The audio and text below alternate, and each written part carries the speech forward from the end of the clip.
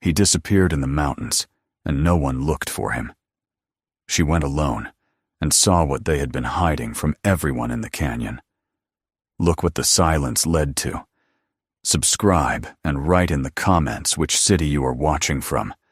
For 21 days, the house had been too quiet.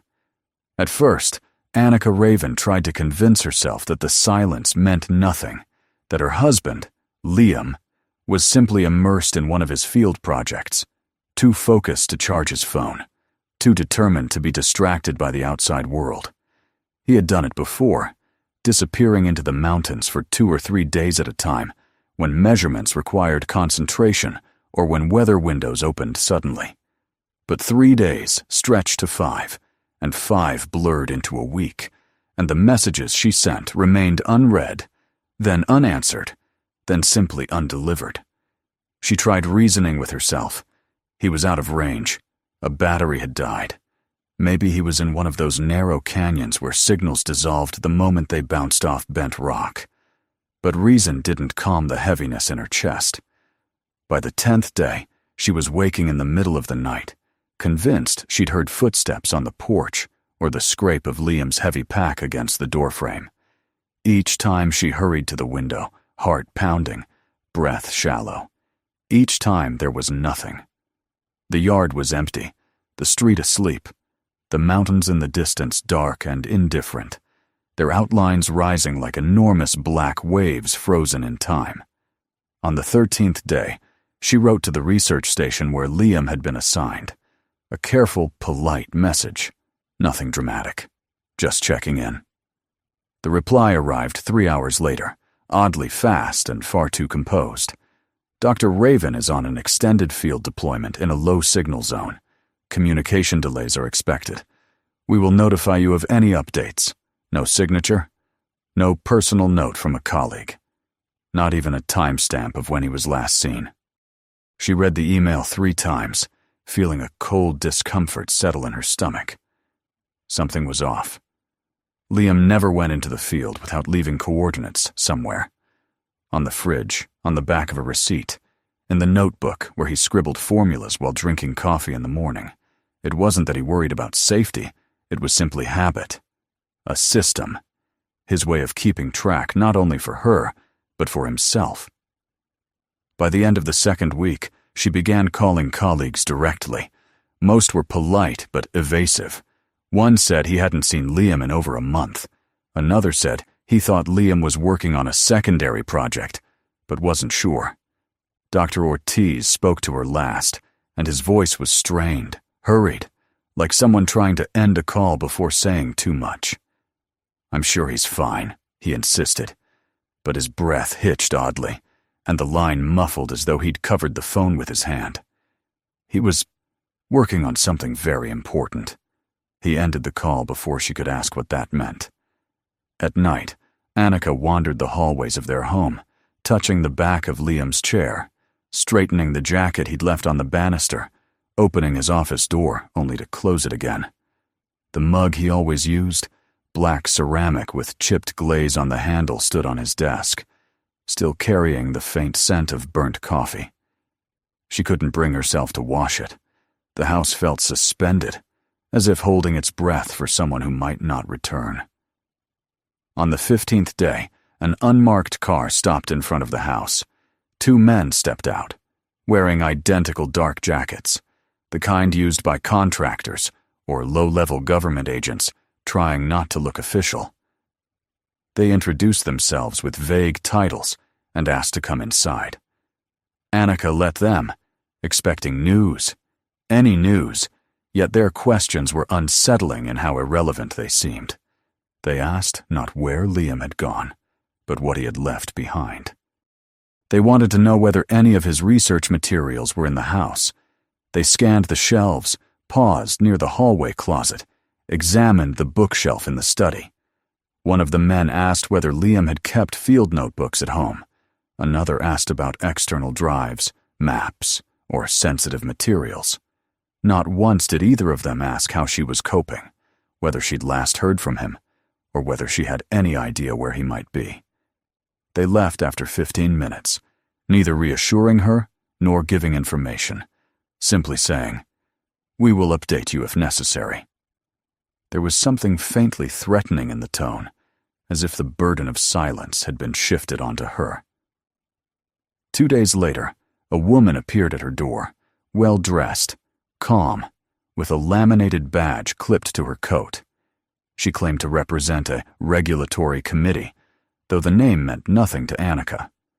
The woman carried a clipboard with a document tucked beneath several pages of bureaucratic text. She encouraged Annika to sign a consent form, allowing the committee to retrieve and manage Dr. Raven's remaining materials for national scientific continuity. Annika scanned the text and found a buried clause forbidding independent examination or investigation of the field subject's whereabouts. The pen remained in her hand for a long moment before she set it down and said, with quiet firmness, "No."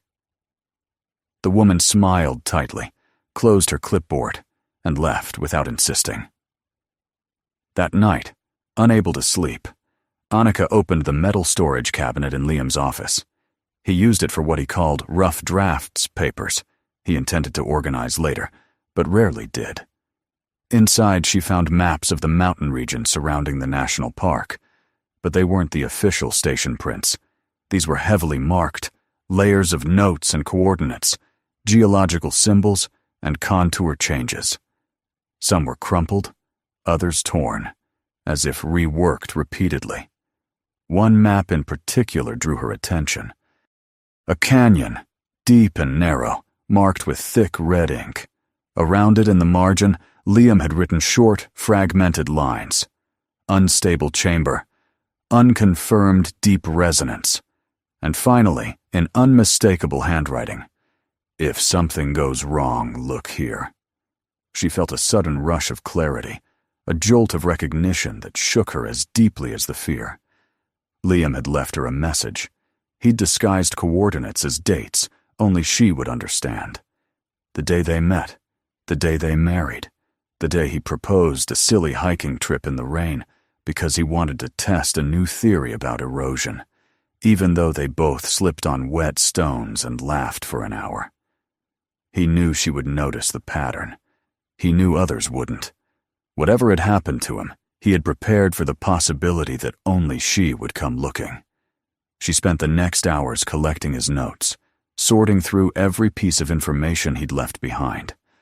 The red-circled canyon sat outside the official monitoring zone, a dead area on paper, supposedly inactive and geologically unremarkable.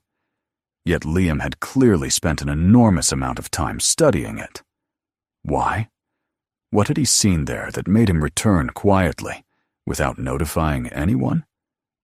The questions multiplied until they became unbearable. Near dawn, Annika stopped pacing and looked out the window. The mountains rose in the distance, black silhouettes against the paling sky. She felt something shift inside her, a decision solid, immovable, as inevitable as the dawn itself. If Liam was out there, and if no one would search for him, then she would go. She wouldn't wait for another hollow message from the station or another visit from nameless officials. She would follow the coordinates he had left her, one by one, until she found him or the truth of what had happened. She moved quietly through the house, gathering what she needed.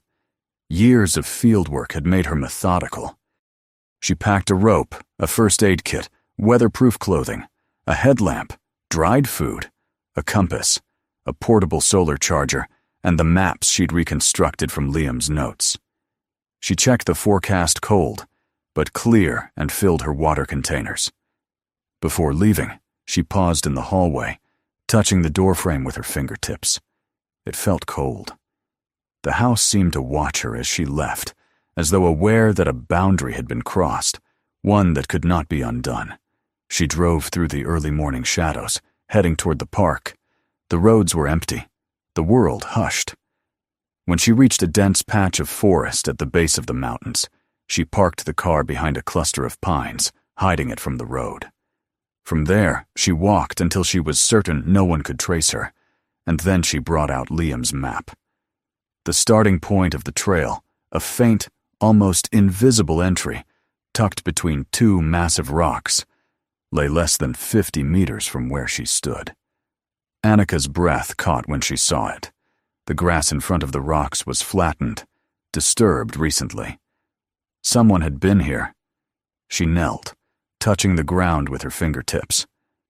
The dirt was pressed in a familiar pattern. Liam's boots would make a print like that. Or someone following him. Her heartbeat quickened, but not with fear. With certainty.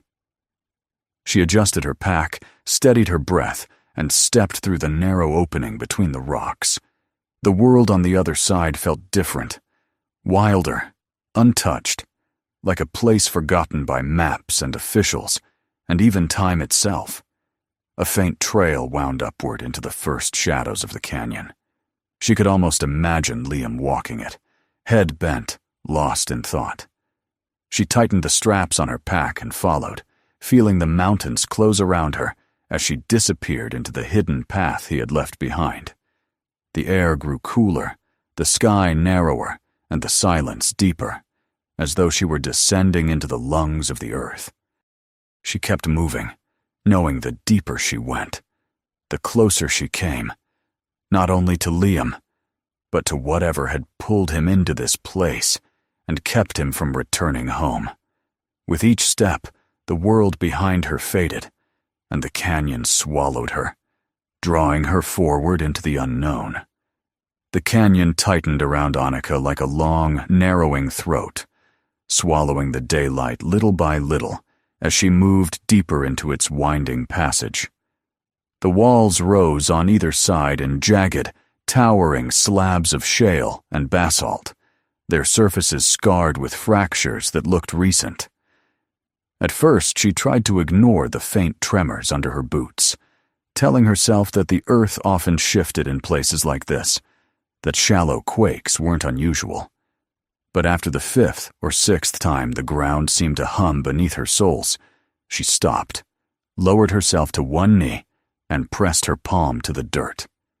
The vibration was subtle, a lingering pulse, nothing like the rhythmic footsteps of some animal or the mechanical grind of distant machinery. This was deeper, slower, a steady throb rising from the depths of the rock. She felt it for only a few seconds, but the sensation lingered even after she stood again. Something beneath the canyon was stirring. She continued along the narrow path Liam had once taken, guided by faint impressions in the soil-flattened leaves, broken stems, a stray thread from a jacket snagged on a thorn. The further she walked, the more certain she became that these weren't traces of some random hiker stumbling into a forgotten gorge. Liam had come through here recently, leaving behind the kind of subtle signs that only someone who knew him intimately would recognize. In places where the main trail forked or seemed to vanish entirely, she found a small scratch on a stone or a piece of bark peeled from a tree trunk at shoulder height. To anyone else, the marks would have seemed accidental. To her, they were as clear as arrows. The path grew steeper. Loose gravel shifted beneath her boots, sliding away and tumbling into unseen depths that swallowed the sound before it echoed. The canyon's breath grew colder, pushing gusts of wind through narrow passageways that whistled like distant flutes. She tightened her pack straps, pulled her jacket closer around her body, and pushed on until she reached a point where the trail had been completely destroyed. An entire section of the canyon wall had collapsed, scattering boulders and chunks of stone across 30 feet of terrain. Dust still clung to the rock faces, as if the collapse had happened not months ago, but days. The break was too clean, too sharp, the edges of the fallen stones too angular. It was a fresh wound. Annika approached the gap cautiously, scanning the surroundings for signs of stability. The remaining trail perched precariously along the cliff edge, no wider than the palm of her hand. Below it was a vertical drop into a void she couldn't even see. She swallowed, her breath thin. One wrong step here and she would vanish without a trace, just like Liam. Yet even here she found proof of him. A torn strap from one of his field packs lodged between two rocks, the frayed fibers fluttering in the cold wind. He had crossed this. Somehow. She stepped closer to the broken trail, placing her hand on the canyon wall to stabilize herself. The stone was cold, but solid.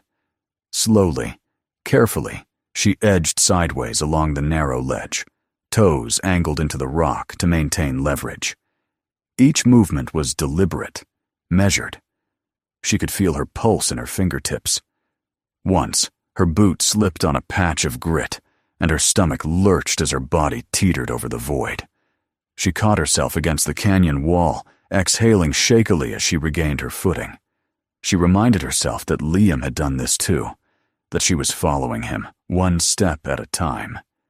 When she finally reached the other side, she allowed herself a single deep breath before continuing. The canyon opened slightly, widening into a small basin where the ground leveled out. Ahead, she spotted something that made her heart leap, a faint set of parallel grooves in the dirt, spaced evenly apart. Not footprints, not animal tracks. Something dragged or carried, something heavy. Liam had transported equipment this way in the past. The marks led deeper into the canyon, toward the first of the landmarks she'd seen on his map. As she followed them, she heard the first distant rumble. It was deep, resonant, and so low that it seemed to vibrate her bones rather than her ears. She froze, listening. It wasn't thunder. It wasn't rockfall. It was something older, more ancient. The distant voice of the earth groaning beneath its own strain. The sound tapered off after a few seconds, leaving behind a quiet so absolute it pressed against her skull. She took another step forward and felt the ground tremble again. Lightly this time, like the last breath of something settling into sleep. She reached a bend in the canyon, where the walls pinched together so tightly she had to turn sideways to slip through. And there, on the other side, stood the bridge. It was suspended between two massive pillars of rock, stretching across a chasm so deep that only darkness waited below. The bridge looked as if it had been built decades ago, the wood weathered to a dull silver by years of wind and sun. Some of the planks were missing entirely, leaving jagged gaps like broken teeth. The ropes were frayed and stiff, creaking every time the wind shifted. Annika stared at it for a long moment, feeling her throat tighten. No official research station would build something like this. No government agency would allow it to remain standing. This was a secret crossing, constructed quietly and used only by the few who knew of its existence. Liam had been one of them. She stepped closer to inspect it. The ropes closest to the canyon's edge caught her eye. They'd been retied recently. The knots were strong and precise, just the way Liam always tied them. Double-wrapped and anchored with a specific twist he'd learned during a long-ago field study in Patagonia. Two of the planks near the entrance were newer, their color lighter than the rest. Fresh saw marks lined their edges. Someone had repaired the bridge not long ago. She placed her hand on one of the new planks, feeling the smoothness of the wood beneath her palm. It was impossible to deny. Liam had crossed this bridge. Annika backed up a step, staring across the chasm. The distance wasn't long, perhaps 25 yards, but the bridge sagged in the middle, swaying softly like a hammock pulled too far between trees. A gust of wind whipped through the canyon, causing the ropes to groan in protest. She imagined walking across and felt her stomach twist. Heights had never frightened her before, but this was different. The canyon wasn't just deep, it felt endless, like the earth had cracked open to reveal an abyss without a bottom. She closed her eyes and inhaled slowly. "You did this," she whispered into the wind, as if speaking to Liam. "You crossed it. So will I." Without letting herself hesitate further, she stepped onto the first plank. It shifted slightly beneath her weight, but remained solid. She took another step, and then another. The ropes creaked, swaying with her movements. When she reached the first missing plank, she stopped, bracing herself with both hands on the ropes before stepping across the gap. Her boot landed on the far plank with a hollow knock.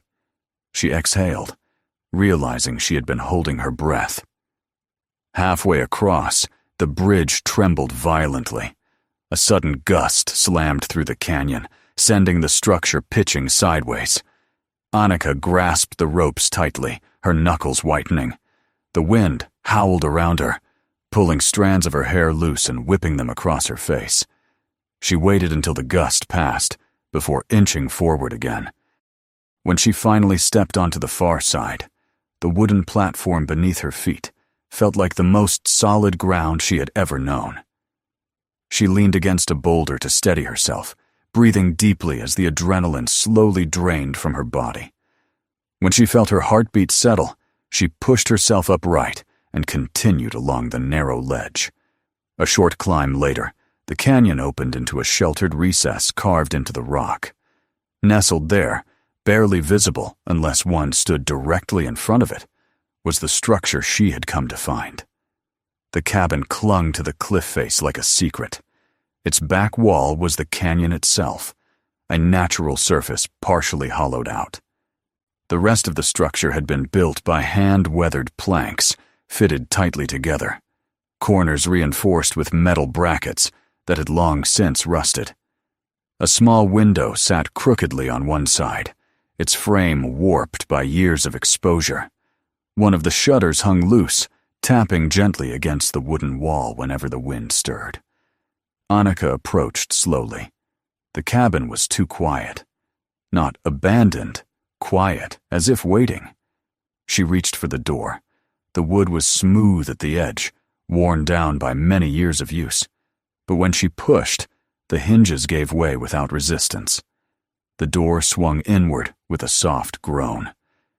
Inside, the cabin was dim, illuminated only by the thin slice of gray light filtering through the window. It took her eyes a moment to adjust, and when they did, her breath caught. The interior was surprisingly orderly. A narrow cot lay pushed against the wall, its blankets neatly folded. A metal stove stood in the corner, cold but clean. A weathered table occupied the center of the room, covered with an array of notebooks, measuring equipment, sample containers, and a portable seismograph whose small digital screen still blinked faint green. Annika stepped inside, letting the door fall shut behind her. She ran her fingers across the table. The dust layer was thin, far thinner than it would have been had the cabin been abandoned for months. Someone had used this place recently. Someone had lived here, worked here, slept here. She felt her chest tighten with a mix of relief and dread. She picked up the nearest notebook. Liam's handwriting filled the pages. Dense, slanted lines of text interspersed with graphs, diagrams, and hastily drawn sketches of rock formations. The first entries were typical of his field notes, precise measurements of microfractures, changes in gas concentrations, analysis of seismic patterns. But as she flipped forward, the tone shifted. He wrote of anomalies, temperature spikes that made no geological sense, bursts of subterranean resonance that occurred without precursor events, and unexpected increases in pressure at depths where pressure should have remained stable. His notes grew urgent. The chamber is not dormant. Deep pulses increasing faster than models predict. No oversight. No review. Data being dismissed. Then the entries darkened further. Mentions of meetings with station officials. Requests for oversight ignored. Concerns about messaging and public stability. Notations of people visiting him unexpectedly at odd hours. Claustrophobic descriptions of being watched, or believing he was being watched. One entry, underlined twice, sent a chill through her. If they shut this down, they bury more than data. This will not be silent forever. Another entry had a line scribbled fiercely in the margin. They want me to stop. They want this to stay hidden.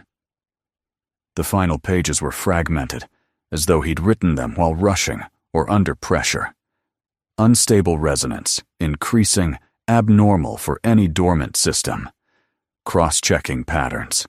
Something is accelerating. If I don't check the secondary sensors. The entry ended abruptly, mid-sentence. Annika set the notebook down, hands trembling. She moved to the seismograph. The screen blinked, showing a series of peaks and shallow troughs. Unstable readings, not catastrophic yet, but active. Very active. She touched the machine. It was cold, but operational. Someone had turned it on recently. She scanned the room again, this time with sharper focus. A mug sat on a small wooden shelf near the cot. She picked it up. The faint smell of tea lingered inside. The stove contained ashes that hadn't yet turned cold white. They were still faintly gray. A jacket, Liam's jacket, hung from a nail by the door. She touched it gently. The fabric was dry, dusted lightly with canyon grit, but the shoulders carried the shape of someone who'd worn it recently. Her throat tightened. He had been here, and he hadn't been gone long. Annika sat on the edge of the cot, the weight of everything settling heavily around her. She felt as if she were sitting in the echo of his presence, surrounded by shadows of his movements, his thoughts, his desperation. The silence in the cabin pressed against her ears, as though the walls were listening, holding their breath. A low rumble vibrated the floor beneath her boots. Dust drifted from the rafters. The seismograph spiked with a sudden, sharp reading. She stared at it, her pulse quickening. The earth was moving. She stood abruptly, her heart racing. She didn't know whether the tremor was a warning or just another sign of the growing instability beneath the canyon. But she did know one thing. Liam had been right to be afraid. And whatever had happened to him, he had left this place in a hurry. She gathered as many notes as she could carry, tucking them carefully into her pack. She scanned the cabin one last time. The air was heavy with the residue of his work ink, stone dust, the faint metallic tinge of scientific instruments. The room felt alive, as though something had just stepped out moments before she entered. She took a step toward the door, paused, and whispered quietly into the dim air. "I'm here, Liam. I'm coming." As she stepped outside, the canyon greeted her with a cold gust that carried the scent of minerals and something faintly burnt, like distant sulfur rising from deep pits of the earth. She pulled the door closed behind her, tightening her jacket as she prepared to follow the route Liam had begun. The tremors beneath her footsteps felt stronger now, closer. The canyon murmured with uneasy breath, as if its walls strained to contain something vast and restless beneath their surface. She began moving along the narrow cliffside path, her eyes scanning for additional signs of his passage. In her mind, she could almost hear his voice, describing the tremors with the calm intensity of someone who lived for patterns and data, someone who could recognize a heartbeat in the movements of stone. She followed the faint scratches he'd left behind, the subtle signals only she would recognize, understanding that each step took her deeper, not only into this canyon, but into the mystery that had stolen him from their home. And beneath it all, the earth continued to pulse, stronger now, as though the world itself were whispering a warning she could no longer ignore. The night settled over the canyon like a cold veil, deepening every shadow and sharpening every sound, until the world felt reduced to the slow crunch of Annika's boots and the distant pulse of tremors rising through the earth. She moved with growing urgency, guided not only by Liam's faint trail, but by the knowledge she'd gained inside the cabin, knowledge that coiled inside her like a living thing. The more she pieced together from his notes, the clearer it became that Liam had uncovered something far more dangerous than an overlooked fault line. Something was awakening deep beneath this canyon, something that had refused to stay dormant, despite every denial from those who should have listened. The wind carried the scent of cold stone and distant sulfur as she pressed forward. The canyon walls rose higher, closing around her like ribs of an ancient creature. With every step, she felt the ground shift, not in violent jolts, but in subtle, unnerving pulses that resonated through her bones. Liam's alarm hadn't been paranoia or overwork. It had been the clarity of someone who had spent too much time listening to the earth to mistake its warnings. She paused at a fork in the path, lifting the small flashlight from her pack. The beam cut a pale line across the rocks, revealing two trails, one weaving upward along a brittle ledge, the other descending into a narrow corridor that twisted into darkness. Liam's markings, those subtle scratches and signs she knew so well, pointed downward. Her breath caught as she studied them. They were newer than she expected, perhaps only a week old. "Liam," she whispered, her voice trembling more from emotion than cold. She followed the downward trail, her fingers brushing the canyon wall to maintain her balance where the ground tilted sharply. The darkness thickened, swallowing the weak cone of light her flashlight provided. She kept going until the canyon widened into a small, bowl-shaped hollow. In the center, half concealed by boulders, lay the first of the secondary sensor sites Liam had described in his notes. A small, cylindrical device blinked faintly from beneath a slab of stone. Annika knelt beside it, brushing away dust with careful fingers. The metal was cold, but the blinking light suggested it was still active. She connected Liam's portable Reader A device she'd found in the cabin and watched as numbers streamed across the tiny screen. Lines of seismic data scrolled upward, revealing sharp spikes, rapid oscillations, and sudden temperature changes at alarming depths. Even without a scientific background, she could see the pattern. The readings weren't flattening or stabilizing. They were escalating fast. A tremor hit then, sudden and sharper than those before. The ground quivered beneath her knees, and dust shook loose from the rocks above. She braced herself until the vibration faded. When it did, she exhaled shakily. "Liam, what were you walking into?" she murmured. She finished recording the data and moved on.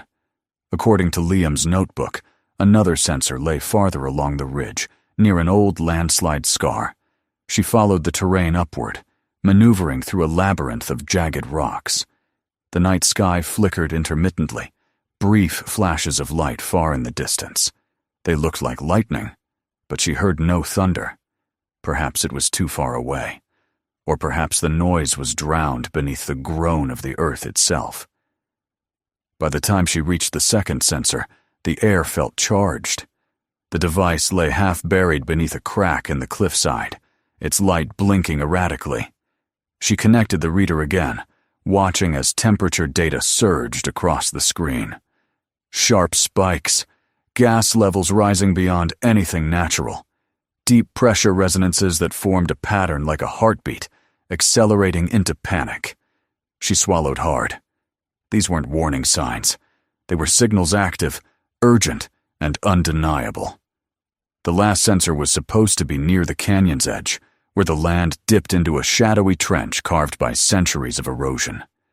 As she approached, she noticed something strange.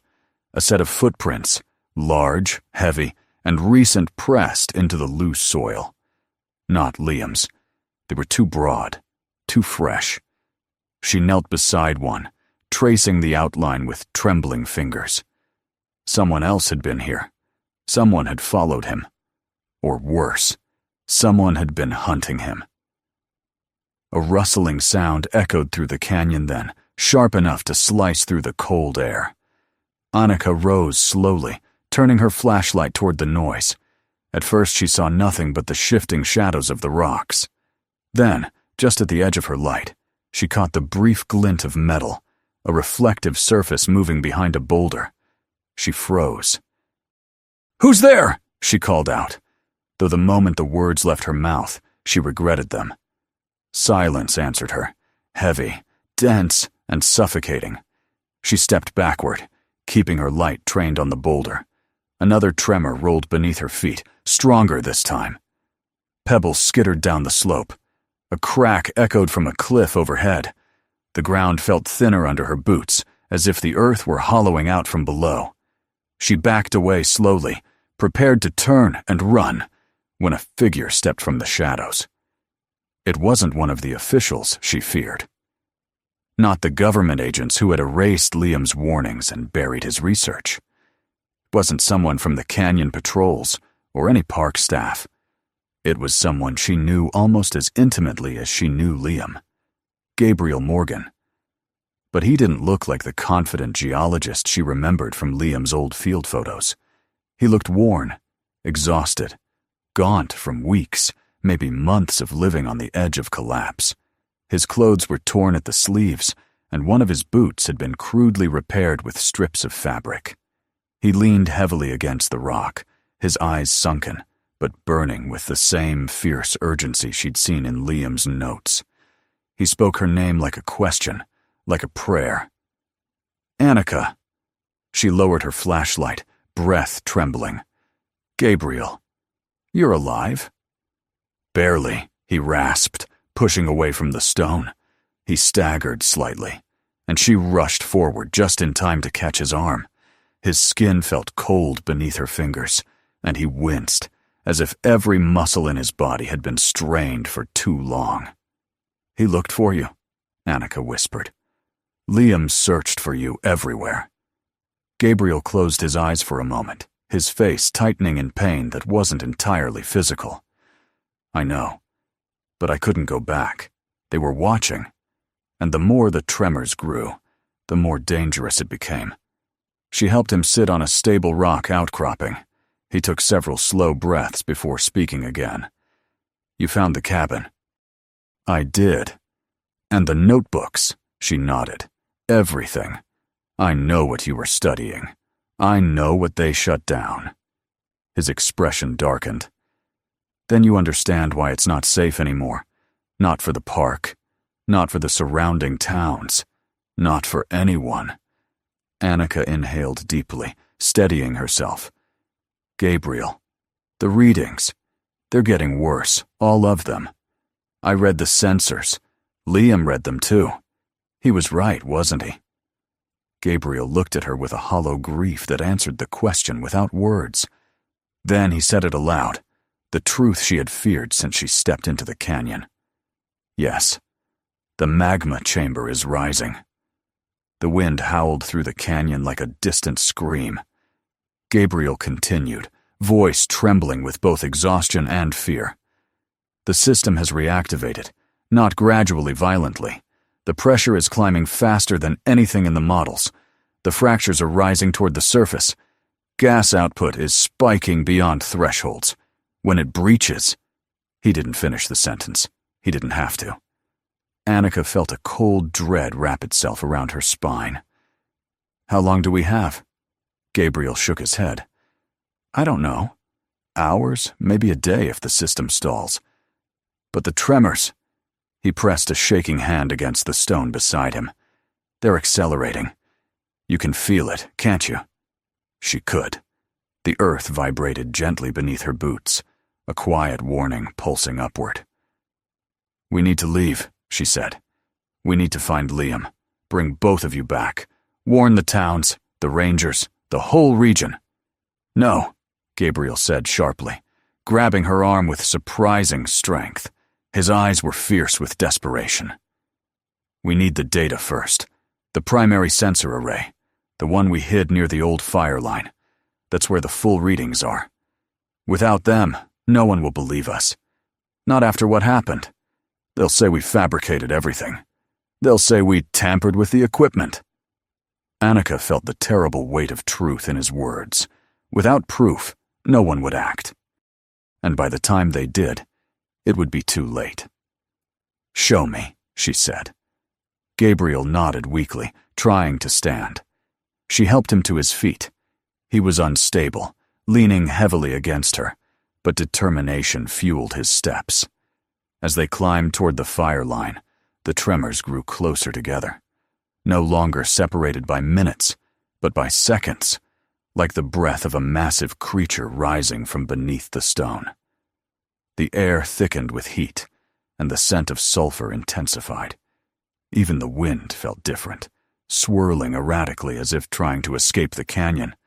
They reached the ridge's edge, just as a deep, thunderous groan rolled through the earth, a sound so powerful it rattled the rocks beneath their feet. Annika clung to Gabriel as the ground pitched violently sideways. A portion of the canyon wall crumbled in a roar of falling boulders. The sky above flickered with light, not lightning, but an eerie red glow far below the surface. Gabriel steadied himself on her shoulder. "It's beginning," he whispered, voice breaking. Annika felt her pulse hammering in her chest. Her breath came in ragged gasps. "We need to move," she said. "Now."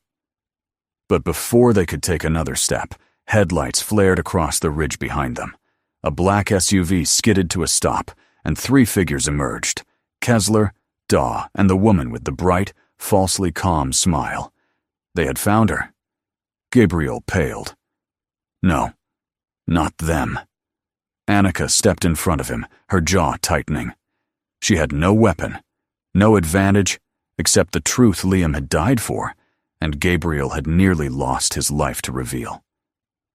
Kessler raised a hand, as if her defiance were nothing more than a minor inconvenience. "Mrs. Hayes," he said smoothly, "we need you both to come with us." The earth trembled again, violent enough to knock Annika off balance. Kessler steadied himself on the SUV. "Now." Annika stood her ground. "No," she said. "Not this time." The canyon answered for her. A massive rupture tore through the ridge with a sound like the world breaking open. The ground split, glowing red beneath the surface. Stones flew, the air turned scorching, and the night filled with a roaring, primal sound that silenced every human voice. Gabriel screamed one word. "Run!" Annika grabbed his arm and sprinted toward the fire line as the ridge collapsed behind them, dragging the SUV, the officials, and half the canyon wall into the boiling red abyss. The earth had awakened, and Annika knew there was no turning back. The ridge behind them was collapsing in a roar that seemed to swallow the sky. Annika didn't dare look back. She tightened her grip on Gabriel's arm, forcing his stumbling legs to keep moving as the trembling earth bucked beneath them. Heat surged from the widening cracks in the canyon floor, carrying with it a wave of sulfur and smoke that burned her throat and seared her lungs. Stones rained down from above like a meteor storm, shattering against the rocks around them. Somewhere behind the curtain of dust and fire, she heard the SUV's horn blare once, then fall silent as the ridge consumed it whole. Gabriel stumbled again, nearly pulling her with him, but she hauled him upright, shaking with adrenaline and terror. The fire line, a wide, sloping band of scorched land, left from a decades-old wildfire, lay ahead, bathed in the faint, eerie red glow rising from the depths. If the primary sensor array still existed, it would be somewhere along that strip of bare earth where Liam and Gabriel had hidden it months ago. "Keep moving," she urged, her voice raw. "Just a little farther." Gabriel's breathing was ragged, his chest heaving with exhaustion and pain. "It's at the end of the ridge, near the fault scar." "Show me," she said, and he lifted a trembling hand toward a faint gap between 2 boulders, half collapsed from recent tremors. They pushed through the opening as another violent quake rippled through the ground, sending a shockwave upward that nearly knocked them flat. The mountain groaned like a living thing. Annika dragged Gabriel into the shallow trough beyond the rocks, just as a section of the cliff above them sheared away and crashed downward in an avalanche of debris. A cloud of dust exploded through the trough, blinding them. She pressed Gabriel's head close to the ground, shielding him with her body, as the air filled with the deep, thunderous roar of collapsing stone. When the shaking finally subsided, she lifted her head slowly, blinking through grit and stinging tears. The night sky had vanished, replaced by a ceiling of swirling dust lit from below by a hellish red glow. The mountain was changing, and fast. "We don't have long," Gabriel whispered hoarsely. "If the chamber breaks through the upper crust—" "I know," Annika said, her voice trembling. Liam knew too. She helped him sit upright, and the two of them crawled forward through the trough until the dust thinned enough for her to see. At the far end of the fire line stood a cluster of charred stumps, remnants of long-dead trees. Beyond them lay a jagged fracture in the earth that hadn't been there earlier. A fresh wound. The ground around it pulsed with heat. Gabriel pointed to a spot near two of the blackened stumps. "There, under the second one. That's where we hid the array." Annika wasted no time. She hurried to the stump, brushing aside ash and soil. Beneath it, almost perfectly preserved beneath a thin layer of dirt, lay a metal case about the size of a toolbox. Her breath caught. "It's intact." Gabriel let out a shuddering sigh, a sound filled with equal parts relief and dread. "Open it," he said. "It has everything. The pressure maps, the gas gradients, the thermal chains, everything that proves what's happening." Her fingers shook as she unlatched the case. Inside lay a sleek, silver data module and a tablet-like reader Liam had modified himself. She lifted the module gently, almost reverently, as though cradling the last piece of him she had left. She powered the device on, and the screen flickered to life, casting a faint glow over her face. The data loaded quickly. The readings were all in the red, pressure spikes rising at geometric intervals, fault rupture probabilities reaching impossible heights, superheated gas plumes pushing upward toward fragile crust layers. And at the center of it all, marked by Liam's notes in bold strokes, the chamber. The readings didn't resemble the early warning data of a typical geological event. This was the signature of a system already in failure, already collapsing, already moving toward eruption. Annika swallowed, her throat tight. "We need to get this to someone. Anyone. Gabriel, we have to evacuate the valley, the towns, the rangers, everyone." Gabriel closed his eyes, leaning heavily against the boulder beside him. "They won't believe us without Liam," his voice cracked. "They never believed me." She felt a surge of fierce, almost painful resolve. "But they'll believe me. I won't let them bury his work. Not again." A sudden explosion of heat struck them, forcing her to shield her face. Another fissure tore through the nearby slope, sending rivers of molten rock oozing upward. The ground heaved violently, tearing apart the charred stumps and throwing both her and Gabriel sideways. She hit the ground hard, clutching the data module to her chest. When the shaking eased, she staggered to her knees, coughing through the choking heat. "We need to get out of the canyon," she said, pulling Gabriel up. "Now, before it's too late." But Gabriel didn't rise. He clung to her arm, shaking his head. "Annika, I can't." "Yes, you can," she insisted, trying to pull him up. "You have to." "No," he whispered, gripping her wrist. "Annika, my leg. I think it's broken." She froze. The tremor must have crushed it under a falling stone. She hadn't noticed in the chaos. He tried to shift his weight and cried out in pain, collapsing against the earth. She knelt beside him, heart racing. "I'm not leaving you." "You have to," Gabriel said, his voice barely audible over the roaring earth. "If you stay, neither of us will survive." She shook her head, her eyes burning. But deep down, she knew he was right. The tremors were coming faster. The heat was rising. The air itself vibrated with the pressure of something massive forcing its way upward. "Take the module," Gabriel said, pushing it toward her with trembling hands. "Get to the Rangers, to the towns. Warn them. Show them Liam's work. Show them mine. Don't let the truth die here." Her hands shook violently as she clutched the device. "I'm coming back for you," she whispered, voice breaking. "I swear it." But Gabriel only looked at her with a sad, weary understanding.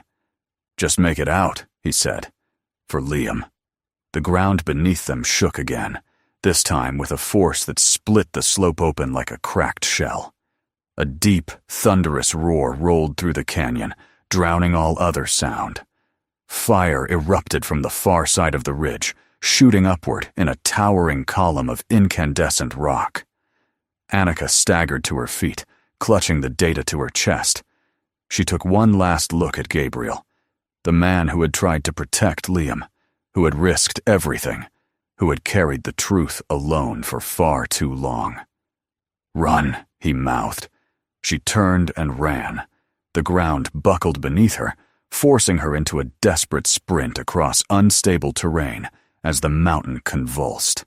Heat seared her back. The air turned blistering.